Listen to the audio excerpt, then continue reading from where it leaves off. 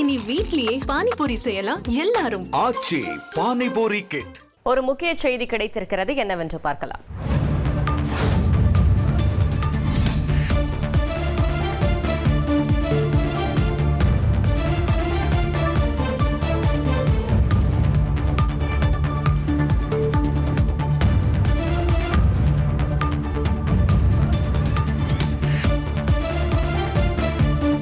சொத்து குவிப்பு வழக்கில் அமைச்சர் MRK பன்னீர்செல்வத்தை விடுவித்த உத்தரவு ரத்து செய்யப்பட்டிருக்கிறது.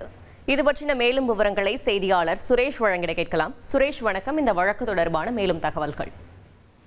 கடந்த 1996 ஆண்டு முதல் 2001 ஆண்டு வரைக்கும் அமைச்சராக பதவி வைத்த MRK பன்னீர்செல்வம் வருமானத்துக்கு அதிகமாக 21 லட்சம் ரூபாய் சொத்து சேர்த்ததாகவும், அதே போல 2006 முதல் 2011 ஆண்டு காலத்தில் அமைச்சராக பதவி வைத்த போது 3 கோடி ரூபாய் அளவுக்கு சொத்து சேர்த்ததாகவும் MRK பன்னீர்செல்வம் மற்றும் அவருடைய குடும்பத்தினருக்கு எதிராக லஞ்ச ஒழிப்புத்துறை 2 வழக்குகளை பதிவு செய்திருந்தது.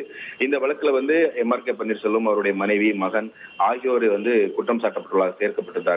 இந்த 2 வழக்குகளையும் விசாரித்த கடலூர் நீதிமன்றம் இவர்கள் குற்றம் சாட்டப்பட்ட பன்னீர்செல்வம் உள்ளிட்ட 3 பேரையும் இந்த 2 வழக்குகளிலும் இருந்து விடுவித்து உத்தரவு பிறப்பித்திருந்தது. இந்த 2 உத்தரவையும் எதிர்த்து லஞ்ச ஒழிப்புத்துறை தரப்புல உயர்நீதிமன்றத்தில் மறு ஆய்வு மனுவானது தாக்கல் செய்யப்பட்டிருந்தது.